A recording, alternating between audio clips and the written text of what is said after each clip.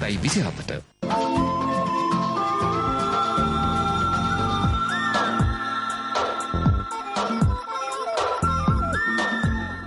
සාමාන්‍යයෙන් අපේ ගෙදර වගාවක් ආරම්භ කරොත් ඒකට පොහොර දානවනේ. ඒ කියන්නේ ඇත්ත කතාව.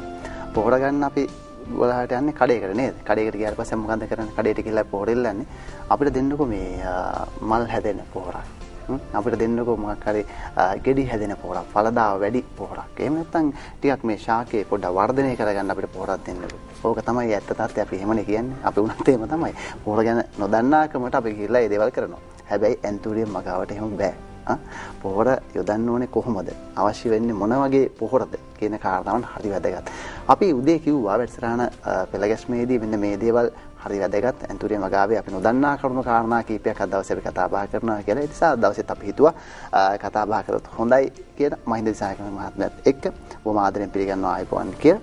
ඒ වගේම මේ සුබ උපන්දිනයක් මහින්ද දිසායක මහත්මයා මේ ආයුෂ වැඩි වෙන්න ඕනේ. මේ කාලයක් හොඳයි. ඉතින් මේ අපි මේ කතා බහ කරන්න හිටියා මේ පොහොර. ඇයි අපි මේ අද ටිකක් මේ පොහොර පැත්තට ටිකක් කතා කරන්න හිතුවේ? වසන්ත මහත්මයා අපි මේ ගහක් හරි ගස්සනකොට සෑම ගහකටම අපි පොහොර යෙදීම වැදගත්. මොකද දැන් අපි වෙනත් එළවලු වර්ග එහෙම වවනකොට අපි කාබනික පොහොර වර්ග යොදනවා. නමුත් අපි ඇන්තූරියම් වගාවකදී වාගේ එක අපි පාවිච්චි කරන්නේ මුල් වලට යොදන පොහොර. මුල් වලට යොදන පොහොර විදිහට අපි පාවිච්චි කරන්නේ control release fertilizers. එහෙම නැත්නම් අපි අර කඩින් කඩ පොහොර නිදහස් කරන පොහොර පමණයි පාවිච්චි කරන්නේ. ඊගාවට අනිත් සියලු මේවා අපි පත්‍ර වලට ඉසින පොහොර තමයි පාවිච්චි කරන්නේ. එතකොට දැන් මේ පොහොර කියන්නේ ශාකයේ පෝෂණය. ශාකයේ පෝෂණය. දැන් අපිත් පෝෂණය වෙන්න අපි ආහාර ගන්නවා. ඒ වගේම ශාක පෝෂණය වෙන්නත් අපි ශාක වලට ආහාර ලබා දෙනවා. මේ ශාක වලට අවශ්‍ය ආහාර අපිට අපි මෙන්න මේ විදිහට අපට පුළුවන් වෙන් කරලා පෙන්නන්න. හොඳයි. අපි දැන් බලන්න ප්‍රධාන වශයෙන් අපි පොහොර කියලා යොදන්නේ. ඇත්තටම මේ මෙන්න මේ මූලද්‍රව්‍ය ටික. දැන් ශාකයකට අපි ඇන්තූරියම් ශාකයකට අවශ්‍ය වෙනස් ශාකයකට හෝ අවශ්‍ය පොහොර ප්‍රධාන වශයෙන් අවශ්‍ය වෙන පොහොර වර්ග ටික අපි මේකේ පෙන්නනවා මේ අධිමාත්‍ර මූලද්‍රව්‍ය කියලා. අධිමාත්‍ර මූලද්‍රව්‍ය කියන්නේ carbon, hydrogen, oxygen, nitrogen, phosphorus, potassium, magnesium, calcium, sulphur. මේ වර්ග ටික. දැන් මේ ටික ඕන යන්තම් ඕන. දැන් අපි කියන්නේ අපිට ওই විටමින් එහෙම අපිට ওই චුට්ට ඕනේ කියලා. ඒ වාගේ විටමින් වාගේ ටික තමයි මේ අංශු මාත්‍ර මූලද්‍රව්‍ය කියලා අපි හඳුන්වලා තියෙන්නේ. මේක ටික ඕනේ. නමුත් මේක ඕන වැඩිපුර. දැන් කාබන් අපි දන්නවා වායුගෝලයෙන් ගන්නවා. හයිඩ්‍රජන් ජලයෙන් ගන්නවා.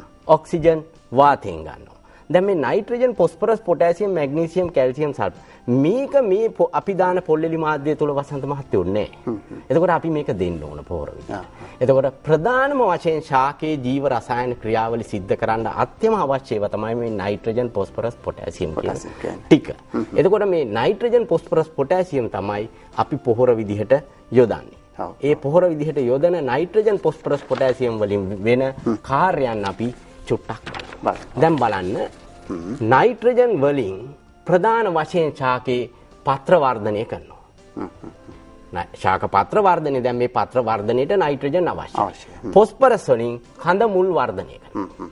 ඊට අමතරව මල් හට ගැනීම උත්තේජනය කරනවා. පොටෑසියම් වලින් මල් හා පල් ලබා දෙන්න ඒකත් උදව් කරනවා. නමුත් වසන්ත මහත්මයා දැන් අපි හුඟක් අය මේ මල් හට ගන්න පොටෑසියම් පාවිච්චි කරනවා කියලා කිව්වහම හුඟක් අය කරන වැඩක් තමයි මේක කෙලින්ම පොටෑසියම්ම විතරක් නිර්දේශ කරනවා. නමුත් මල් හට ගන්නා ශාකයකට පොටෑසියම් විතරක් නිර්දේශ කරන්න බෑ. අනිවාර්යයෙන්ම ෆොස්ෆරසුත් අවශ්‍යයි. ෆොස්ෆරසුත් අවශ්‍ය වෙනවා. ඒකට වෙළඳපොලේ මේ සියලු පොහොර වර්ග දැන් මේ තියෙන්නේ වෙළඳපොලේ දියර පොහොර වශයෙන් භාවිතා කරන පොහොර වර්ගය. ඒක වෙළඳ සමාගම. ඔව්. ඕක දිය කරලා අපි ඉසිනවා පත්‍ර මතට. මේ එක පොහොර වර්ගය. එක වෙළඳ නාම මේ තවත් වෙළඳ එක වෙළඳ නාම වලින් පොහොර වෙළඳ පොලේ තියෙනවා. දැන් අපි දන්නවා ශාකයකට අනිවාර්යයෙන්ම අවශ්‍ය වෙන පොහොර වර්ගය දැන් අපි නිකන් හිතලා බලමු. දැන් මේ පැලය. දැන් අපි පොහොර වර්ග අපි කිව්වා නයිට්‍රජන් වලින් පත්‍ර වර්ධනය කරනවා කිව්වා. ෆොස්ෆරස් වලින් කඳ මුල් වර්ධනය කරනවා කිව්වා. මල් හට ගැනීම උත්තේජනය කරනවා කිව්වා. පොටෑසියම් වලින් මල් හට ගන්න උදව් කරනවා කිව්වා. එතකොට මේ වාගේ පුංචි පැලයක්. දැන් මේ තියෙන්නේ නෙට් පොට් එක තියෙන ඇන්තූරියම් පුංචි පැලයක්. දැන් අපි මේ පැලේ මේකේ තියන්න බෑ. මේකේ තවදුරටත් තිබ්බොත් විවිධ ආසාදන වලට මේ පැලය ලක් වෙනවා. ඒක නිසා අපි මේ පැලය දැන් ඉවත් කරලා අපි ගන්නවා කියමු නැවත ලොකු පෝච්චියක්. ඔව් ලොකු පෝච්චියකට. අපි දැන් ඉවත් කළා. දැන් මෙන්න මේ බලන්න මූල මණ්ඩලේ තියෙනවා පොල්ලෙලි කෑලි දෙක තුනක් ඇල්ලලා තියෙනවා. දැන් මේක අපි ලොකු පෝච්චියකට අරගන්නවා. අපි මාධ්‍ය මේ විදිහට ඇතුල් කරලා ඔගේ සත්‍ය අපි කිව්වා පොල්ලෙලි නේද? පොල්ලෙලි. මේ නිකම්ම පොල්ලෙලි වෙන කිසිම දෙයක් මේකට යොදන්නේ නැහැ. නිකන් පොල්ලෙලි තමයි අපි යොදන්නේ. අපි මේක සැර අරපු අර අපි කිව්වා පැය 24ක් ජලය යොදන්න කියලා. දාලා තියලා හලන්න කියලා. ඒ වාගේ පොල්ලෙලි. එතකොට මේ පොල්ලෙලි ටික මෙහෙම තියලා ඊගාවට අපි මේ උඩ නැවත පොල්ලෙලි තට්ටුවකින් වහන්න ඕනේ. හොඳයි. මහින්ද සාග මහත්මයා අපි මේ කටයුත්ත කරන අතරතුරේදීම අපි මේ වෙලාවට මේ කටයුත්ත කරන්නත් ඕනේ. ඒ නිසා අපි මේ වෙලාව බලලා යමු. Selinco Life හඳුන්වා දෙන direct payment. ඔබේ රක්ෂණ වාරිකය දැන් කෙලින්ම ගෙවන්න පුළුවන්. Selinco Life. දැන් අපි පැලේ රඳවන ආකාරය පැහැදිලි කරලා දැන් මේ තියෙන්නේ අපි අර කුඩා පොට් එකෙන් ගත්තට පස්සේ දැන් අපි මේ පැලේ රැඳෙවුවා. ඇත්තටම වසන්ත මහත්තයා මේක නොපුහුණු කෙනෙකුට උනත් කරන්න පුළුවන්. මේ පොල්ලෙලි මාධ්‍යයේ මේ පැලේ රැඳවීම. ඒ පැලේ අපි අරගත්තා. අරගෙන මේ පොල්ලෙලි මාධ්‍යයේ රැඳෙවුවා. දැන් මූලිකව අපි දන්නවා මේකට දිලීරනාශකයක් දිය කරපු ජලය ටිකක් මේකට දාන්න ඕන. අපි මේවා ගැන කියලා තියෙනවා මේ දිලීරනාශක ගැන. දිලීරනාශක ටිකක් දාලා මේක දිය කරලා වක් කරනවා. එතකොට මේකේ දිලීර නැති වෙනවා. ඊට පස්සේ අපිට පුළුවන් අර control release fertilizers ටිකක් මේ කඩින් කඩ පොහොර නිදහස් කරන පොහොර. දැන් අපි මෙහෙම ඒකෙන් ඇට ටිකක් මේකට ඇතුල් කරලා තිබ්බා. දැන් අපි පෙන්නමු. දැන් මේ තියෙන්නේ පොහොර. මේකේ මේ මොනවද සාමාන්‍ය තියෙන්නේ අපි මේ වසන්ත මහත්මයා මේ පොහොර ඇටේ හදලා තියෙන්නේ සෝයා බෝංචි පිටි වලින් වටේ. ඒතර ඇතුළට පොහොර දාලා තියෙනවා. මේකට ජලය යොදන්න. මේකට මේ මාධ්‍යයට ජලය යොදන්න මේ වටේ කෝට් එක. මේක බුරුල් වෙනවා. බුරුල් වෙලා මේකෙන් පොහොර ටික නිදහස් කරන්න පටන් ගන්නවා. ටික කාලයක් ගියාම මේක පුපුරනවා, බිත්තරයක් පුපුරනවා. ඒ වගේ පුපුරනවා. ඉතින් දැන් මේක ඊට පස්සේ අපි දැන් මේක පැක් කරපුවාම මේ පුංචි පැලේ හුඟක් අය දන්නේ නැහැ මේක. පුංචි පැලේ මේ විදිහට නිදහස්ව පැක් කරාට පස්සේ මේක හෙවණක අපි තියන්න ඕන දවස් 5ක් විතර. ඒ හෙවණේ තියනකොට අපි දවස් 5ක් තියලා ඉවර වෙලා අපි මේකට යොදනවා නම් පොහොර යොදන්න ඕනේ මොකක් වර්ධනය කරගන්නද දැන් අපි මේකේ මූලික අවශ්‍යතාවය වෙන්නේ. සාමාන්‍ය මුල්නේ නේ වැදගත්. අන්න හරි. දැන් අපි මේ පුංචි පැලේ මූල පද්ධතිය වර්ධනය කරගන්න පොහොරක් යොදන්න ඕනේ. දැන් අපි කතා කරා නයිට්‍රජන් වලින් පත්‍ර වර්ධනය වෙනවා, ෆොස්ෆරස් වලින් මූල් පද්ධතිය වර්ධනය වෙනවා. එතකොට පොටෑසියම් වලින් මල් හට ගන්නවා කියලා අපි කතා කරා. එතකොට අපි මේ පොහොර වර්ග දැන් වෙළඳ පොලේ තියෙන විවිධ අනුපාතික පොහොර වර්ග තමයි මේ තියෙන්නේ. නයිට්‍රජන් 10 52 10 30 10 10 මේ තියෙන්නේ අනුපාත පොහොර වර්ග. නයිට්‍රජන් තියෙනවා 10ක්, ෆොස්ෆරස් 52ක්, පොටෑසියම් 10. දැන් මේ වාගේ පැලයකට දැන් අපි මේ පැක් කරපු ගමන් මූල පද්ධතිය අපිට හදා ගන්න නම් ෆොස්ෆරස් වැඩි පොහොර එකක් ඕන. එතකොට අපි දන්නවනේ එහෙනම් අපි දැනගන්නවාද මේකට ගහන්න ඕනේ ෆොස්ෆරස් වැඩි දියර පොහොර එකක් කියලා. එතකොට අපිට ඒක වෙළඳපළෙන් ගිහිල්ලා අපිට ගන්න පුළුවන් කියවන්න පුළුවන් තමන්ට පොහොරානුපාතය ෆොස්ෆරස් වැඩි. මේ තියෙනවා විවිධ වර්ග. දැන් 10 52යි 10 කිව්වහම ඒකේ තියෙනවා 52ක් ෆොස්ෆරස්. ඒක පාවිච්චි කරන්න පුළුවන් අපට. එතකොට දැන් 6යි 30යි 30 කියනකොට දැන් අපිට ඒකත් හරි වැදගත්. 6යි 30යි 30 කියනකොට අපිට පාවිච්චි කරන්න පුළුවන් මේ පොහොර වර්ගයේ මේ ලොකු මල් පැලයකට. ඇයි? ෆොස්ෆරස්ුත් තියෙනවා, පොටෑසියම්ුත් තියෙනවා. මල් හට ගැනීමට මේ දෙකම වැදගත් කාර්යයක් කරනවා. ඒ වගේ අපිට පොහොර තෝරා ගැනීම ඉතාමත් වැදගත් ඔය විදිහට. ඔව්. දැන් සාමාන්‍යයෙන් මහින්ද සාග මහත්මයා දැන් බොහෝ වෙලාවට අපි දන්න දෙයක් තමයි දැන් ඔය කියපු විදිහට ඇත්තටම පොහොර යොදන්න ඕනේ දැන් මේ මූල පද්ධතියටද එහෙම නැත්නම් පත්‍ර වලටද කොහොමද මොකටද අපි පැහැදිලි කරනවා අපිට? අනිවාර්යයෙන්ම ඇන්තූරියම් වගාවකදී අපි පොහොර යොදන්න ඕනේ පත්‍ර වලට. මුලට නෙමෙයිද? මුලට නෙමෙයි. පත්‍ර වලට යොදනකොට දැන් මුලට අපි යෙදුවොත් මේ මුලට යොදන එකෙන් මුලට වැටුනොත් පොහොර ඒ පොහොර එකක් අපතේ යනවා. අනිත් එක තවත් එකක් මේක උඩ නොයේ අති හැදෙන්න පටන් ගන්නවා. හැබැයි අපි මේක දැන් මේ මූල පද්ධතියෙන් උරා ගන්න අපි ඔය පොහොර වර්ගයේ යෙදුවා. කඩින් කඩ පොහොර නිදහස් කරන පොහොර වර්ගයේ යෙදුවා. දැන් අපි ශාක පත්‍ර මතට අපි මොන දෙයකටත් පොහොර යොදන්න ඉස්සෙල්ලා ජලය යොදන්න ඕනේ. අපි ජලය යොදන්න ඕනේ. ජලය යොදලා තෙතමනේ තියෙන්න ඕනේ. ඒ තෙතමනේ තිබ්බට පස්සේ උදේ හොඳට ඉරු එළිය වැටුණාම මේ පත්‍ර ටික වේලෙනවා 10 විතරනකොට.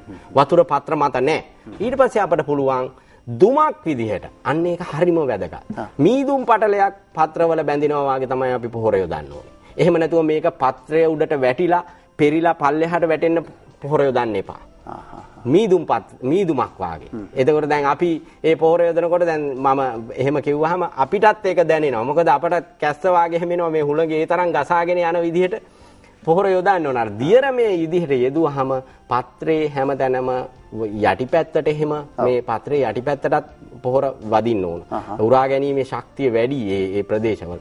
ඒක නිසා පොහොර යොදනකොට පත්‍රයට මීදුම් විසුරුමක් වාගේ යොදනවා නම් තමයි ගොඩාක් වැදගත් වෙන්නේ. ඒක අපි අනිවාර්යයෙන්ම අපි ඒක ගැන විශේෂයෙන් සැලකිලිමත් වෙන්න ඕන. ඔව් විශේෂයෙන්ම අපි කතා කරන්නේ දැන් අද දවසේදී මේ අන්තරින් මගාවේ පොහොර කොහොමද භාවිතා කරන්නේ, පොහොර වර්ග මොනවද සහ පොහොර හඳුනාගන්නේ කොහොමද කියන කාරණාවන් පිළිබඳව. ඒ නිසා මේ අපි කාල වේලාව පිළිබඳව අපිට ගැටලුවක් තියෙන නිසා අපි ටිකක් පැහැදිලි කරමු මොනවද අද දවසේ මෙතන තියෙන අන්තරින් වර්ග කියන එක ටිකක් පැහැදිලි කරමු. ඔව් මෙතන ඇත්තටම මේ දැන් ඇන්තූරියම් අපි වවනකොට ප්‍රධාන වශයෙන් වවනවා මල් කපන වර්ග. මල් කපන්න පාවිච්චි කරන වර්ග වෙනම දැන් ওই සෆාරි මේ මෙතන තියෙනවා සෆාරි වර්ගයේ පැලයක්. අනිත් මෙතන තියෙන ගොඩක් පැල වර්ග සෑම එකක්ම වාගේ විසිතුරු පැලයක් විදිහට වර්ධනය කරන පැල.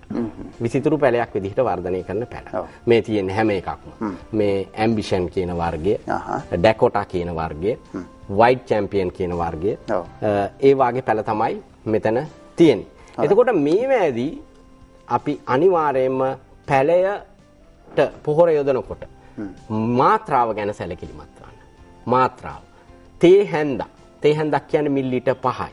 තේ හැන්ද කියන එක අපි අර ප්ලාස්ටික් අර කිරිකන හැන්දනේ මේක තේ හැන්දි භාගයයි. ඒක නිසා හරියටම අපි ඔය පොඩි ළමයින්ට අපි මාත්‍රාවට දෙන්නේ ඒ වගේ තේ හැන්ද සම්පූර්ණයෙන් හරියටම තේ හැන්දක් දාලා දිය කරන්න වග බලා ගන්න නැත්නම් ඒකෙත් අපිට ප්‍රතිඵලය ලැබෙන්නේ නැති වෙන්න ඉඩ තියෙනවා. ඔව් වතුර කොච්චර ප්‍රමාණයක්ද තේ හැන්දකට? අපි දැන් මේ පොහොර සාම්පලේ ගහලා තියෙනවා. සාමාන්‍යයෙන් අපි ඇන්තූරියම් වගාවේදී සෑම දියර පොහොරක්ම භාවිතා කරන එක වතුර ලීටර් 1.5කට තේ හැන්දක් දියර පොහොර බොහෝ වෙලාවට භාවිතා කරනවා. ඒකෙන් ප්‍රතිඵල ගොඩාක් ලැබෙනවා. ඔව් හොඳයි. ඔන්න ඔය කාරණාව නිතාමත් වැදගත්. මොකද අපි ඇන්තූරියම් වගාව පිළිබඳව නිරන්තරයෙන් කතා බහ කරාට මේ පොහොර භාවිතය පිළිබඳ කොයි ආකාරයෙන්ද කියලා කතා බහ කරේ නෑ. අද තමයි ටිකක් අපි විස්තරාත්මකව කතා බහ කරේ මේ දේවල් පිළිබඳව කොහොමද මේ තරම් සුන්දර මලක් හදාගන්නේ කියන කාරණා පිළිබඳ. යම් හේකින් ඔබට ගැටලුවක් තියෙනවා නම් මම හිතේ සානක මහත්මයාත් එක්ක කතා බහ කරන්න පුළුවන්. දුරකථන අංකය මම සඳහන් කරන්නම් 0714 40යි 24යි 54 0714 40යි 24යි 54 තමයි ඔහුගේ දුරකථන අංකේ කතා බහ කරන්න පුළුවන් මේ පිළිබඳව තවදුරටත් තොරතුරු දැනුවත් වෙන්න. එවනම් බොහොම ස්තුතියි අද දවසේ අපි සමග සම්බන්ධ වුණාට සුබ දවසක් කියලා ප්‍රාර්ථනා කරනවා. විරාමයකට යන්න සූදානම් වෙන්නේ. විරාමයෙන් අනතුරු හැමෝම නැවත කතා කරමු.